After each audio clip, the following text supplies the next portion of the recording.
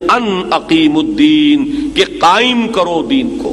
اس میں بھی کچھ لوگوں نے اس دور میں آ کر باتیں کرنی شروع کی ہیں، میں چاہتا ہوں اس کو بھی اچھی طرح سمجھ لیں۔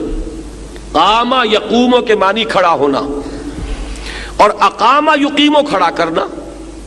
بعض حضرات نے ترجمہ کیا اور وہ ترجمہ صحیح ہے کہ قائم رکھو دین کو، میں نے کہا قائم کرو دین کو۔ دونوں ترجمے 100% درست، مراد ایک ہی ہے، اس کو بھی جان لیجئے تاکہ اس معاملے میں کوئی شخص آپ کو مغالطے میں مبتلا نہ کر سکے۔ دیکھیے مثال ہے خیمے کی۔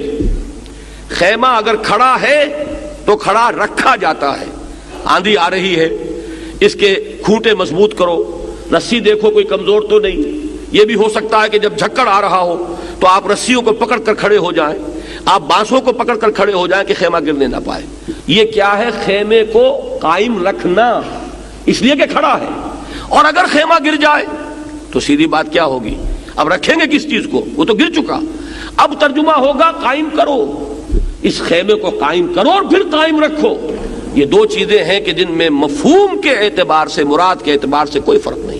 یہ صرف ماحول کے اعتبار سے فرق ہوگا۔ فرض کیجئے کوئی شخص پیدا ہوا ہے خلافت راشدہ میں، دین قائم تھا کہ نہیں؟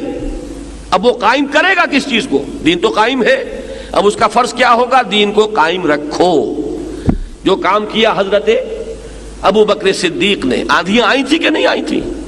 یہ جو مرتد ہوئے، ارتداد کی ایک آندھی آئی، مانعین زکوٰۃ کی آندھی آئی، یہ نئی نبوتوں کے دعوے دار جو ہے ایک جھکڑ بن کر اٹھے۔ یہ سب کس لیے اٹھے تھے؟ کہ وہ دین جو قائم کر دیا تھا محمد رسول اللہ صلی اللہ علیہ وسلم نے 23 برس کی محنت شاقہ کے نتیجے میں، جو پورے نظام زندگی کے اوپر اللہ کی اطاعت غالب کر دی تھی، اب وہ چاہتے تھے کہ کسی طریقے سے اس خیمے کو گرا دیں، اس دین کو پھر زمین بوس کر دیں، یہ دین پھر پامال ہو جائے۔ وہ جو حالی نے کہا ہے کہ پستی کا کوئی حد سے گزر نہ دیکھے، اسلام کا گر کر نہ ابھر نہ دیکھے، مانے نہ کبھی کہ بد ہے ہر جزر کے بعد، دریا کا ہمارے جو اتر نہ دیکھے۔ تو کوششیں ہوئی کہ نہیں ہوئی؟ اس وقت حضرت ابو بکر کی وہ آہنی عزیمت تھی کہ جو اس دین کو قائم رکھنے کے لیے سامنے آ گئی ہے۔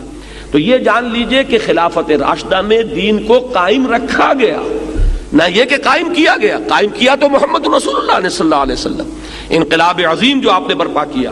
اب اس کے بعد جو ہے، جو آج ہمارا حال ہے، وہ جو ابھی میں حالی کی زبان سے اپنا حال آپ کو سنا چکا ہوں، وہ کیا ہے؟ دین جو ہے زمین بوس، پامال۔ دنیا کے اندر کہیں وہ دین جو ہے اپنے ایک نظام زندگی کے حصے سے کھڑا نہیں ہے، اجزاء ہے۔ کہیں پر یہ ہے کہ نماز روزہ ہی ہے، کہیں یہ کہ چور کا ہاتھ کاٹ ڈالنا بھی ہے، اس سے آگے نہیں۔ پورا نظام حکومت، پورا نظام معیشت، یہ جو ہے وہ دین کے تابع نہیں ہے۔ تو وہ دین ایک کل کی حیثیت سے کہیں